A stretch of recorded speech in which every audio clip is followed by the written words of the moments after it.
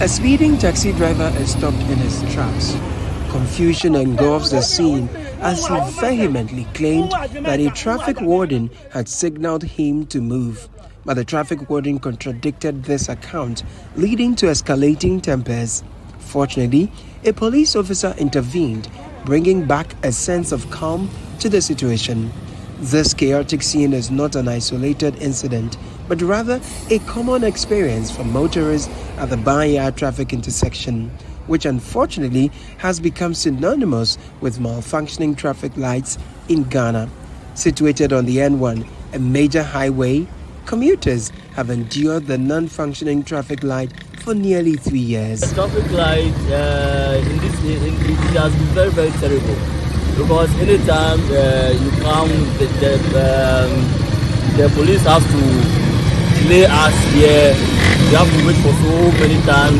And in the last time, it even caused a traffic accident here, because the police was trying to stop the car.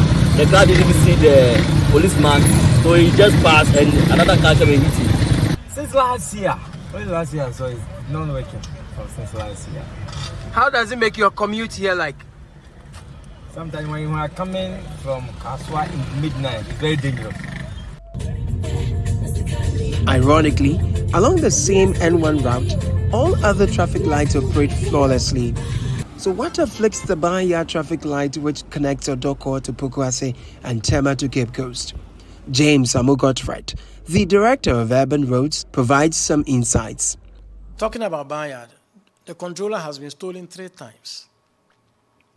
I don't know how we are expected to cope with challenges like this, because the controller is expensive, number one, and number two, it takes time to fix it. And it's not as if it's very easy to pick the controller and take it away.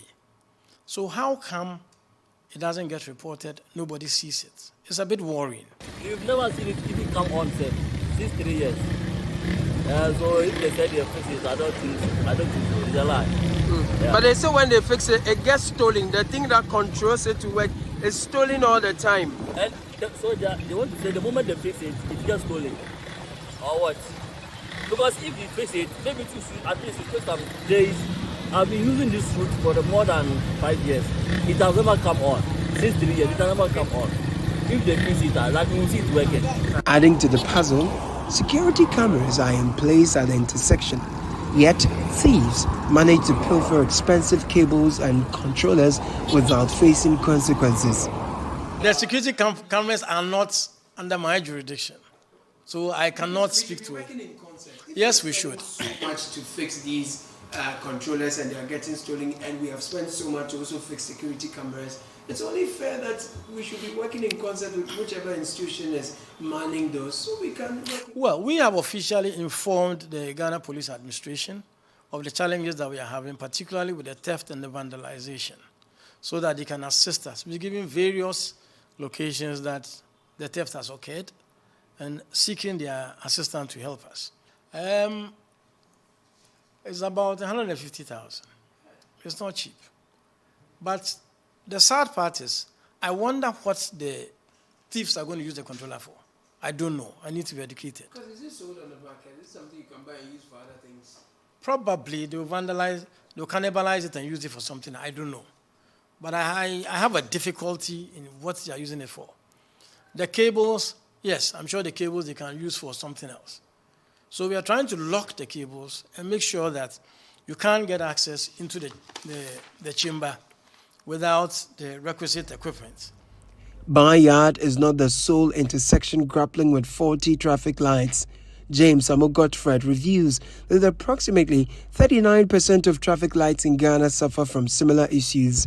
He goes on to list these troubled intersections and elaborates on the efforts his department is undertaking to rectify the situation.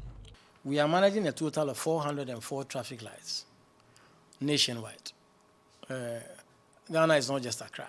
Nationwide, 404 traffic lights, out of which we have 247 working. That's about 61%. And 135 not functioning. Last week, I don't know, I didn't hear you talk about it, but last week, Baoleshi traffic lights came on. Are you aware? East Legon. It had been on for quite some time.